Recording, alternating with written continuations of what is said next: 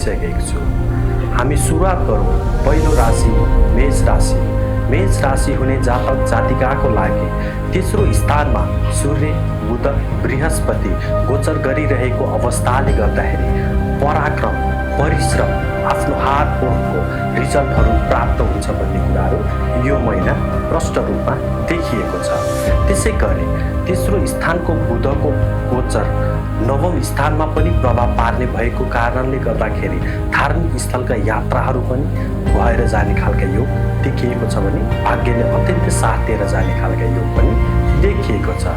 त्यसै गरी यो प्रभावहरूलाई यसको ऊर्जाहरूलाई अझै सकारात्मक बनाउनको लागि ओम बुम बुधाय नमः ओम बुम बुधाय नमः यो मन्त्र जप गर्दै अगाडि बढेको खण्डमा पक्कै पनि शुभाशुभ रहने देखिन्छ।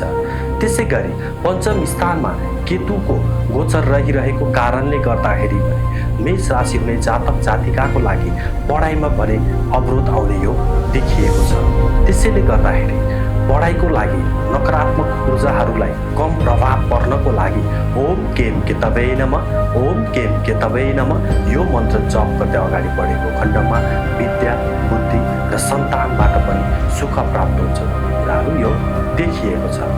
र राहु लाभस्थानमा गोचर गरिरहेको अवस्थाले गर्दाखेरि आकस्मिक धनहरू लाभ भएर जाने यो कुराहरू अत्यन्तै शुभाशुभ योग देखिएको छ।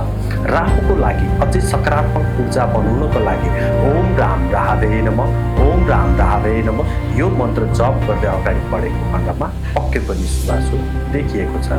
र त्यसै गरी शनि 12औं स्थानमा गोचर गरिरहेको अवस्थाले गर्दाखेरि नसोचेका ठाउँहरूमा धन फस्ने लेनदेनको विषयमा झगडाहरू हुन सक्ने यस्तो कुराहरूमा चाहिँ विशेष त ख्याल गर्दै अगाडि बढ्नुहोस्।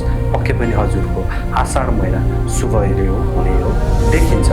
र मेष राशि हुने जातक जातिकाको लागि शुभ अङ्क 1 अङ्क र 9 अङ्क अति नै शुभ देखिन्छ भने शुभ रङ रातो र ओरेन्ज यस्ता रङहरू आफ्नो जीवनमा युज गर्दै अगाडि बढेको खण्डमा पक्कै पनि शुभाशुभ योग देखिएको छ भने मेष राशि हुने जातक जातिकाको लागि शुभारम्भ कुनै कामहरू नयाँ स्टार्टिङ गर्नुपर्दाखेरि चाहिँ आइतबार र मङ्गलबारको दिन पारेर अगाडि बढेको खण्डमा पक्कै पनि